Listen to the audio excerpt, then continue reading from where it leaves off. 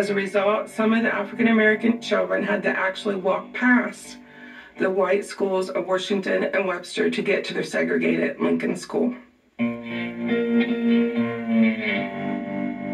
When you have a fire in a building, like a two-story at least, there's problem with collapsing.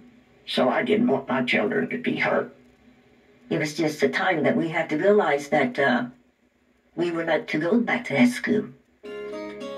In response to the school board deciding to repair Lincoln rather than immediately integrating, the African American mothers in town decided that they would sign a petition and bring it to the school board requesting and demanding immediate integration into the white schools, Webster and Washington. The petition that the women drafted contained signatures from over 200 members of the African American community.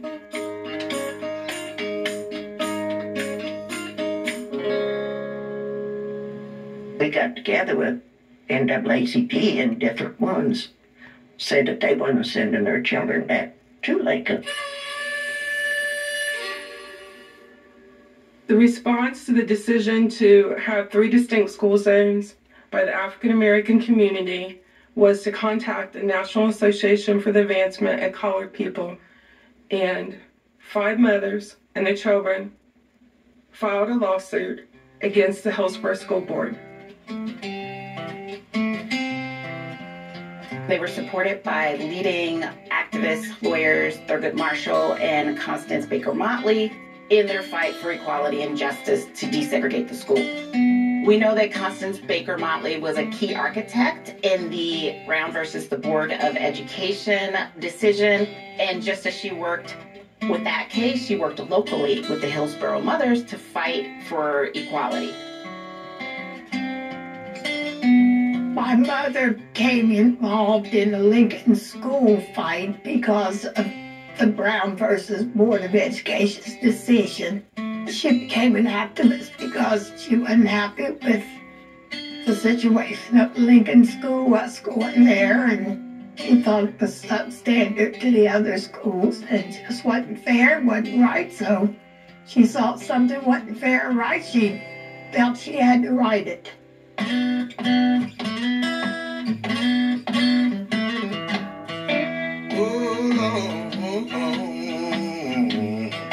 The reason this is significant as a historical case and a legal case is because there was really a case to see in practical terms what the judgment of the Supreme Court meant in reality.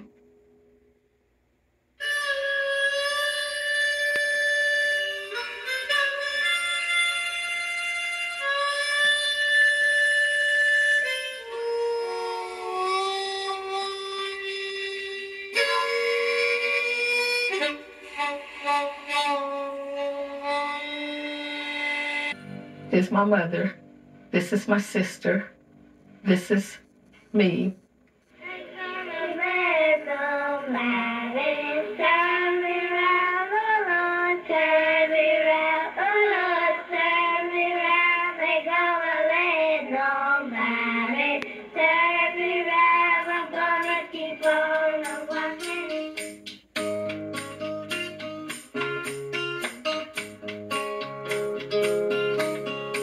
I recall my mom waking me up, getting me dressed for school, and it was just a regular school day to me because that was our routine.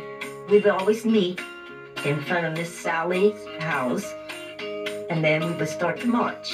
We marched from where we lived on Walnut all the way to the Webster School every morning.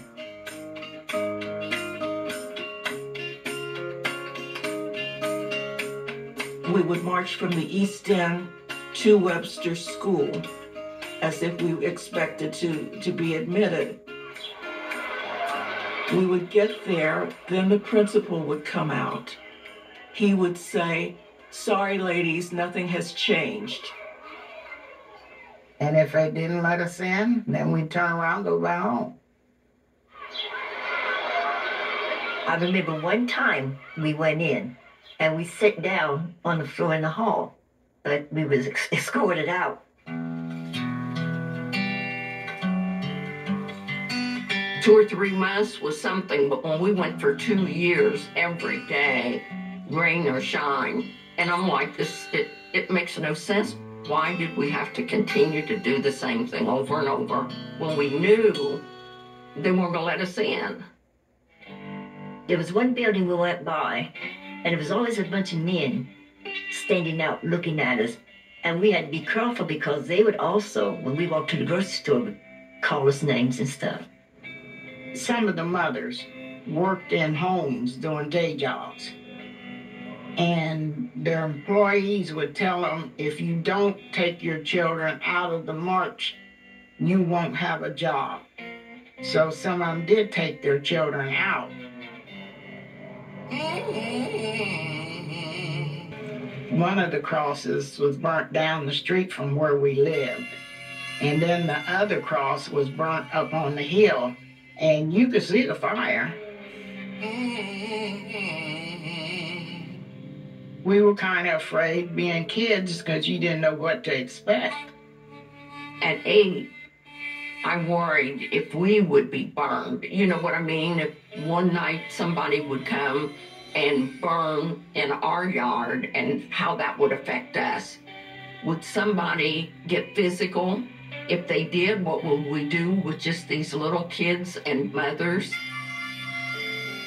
Well, I think all of us had some fear, but we had to just keep pushing.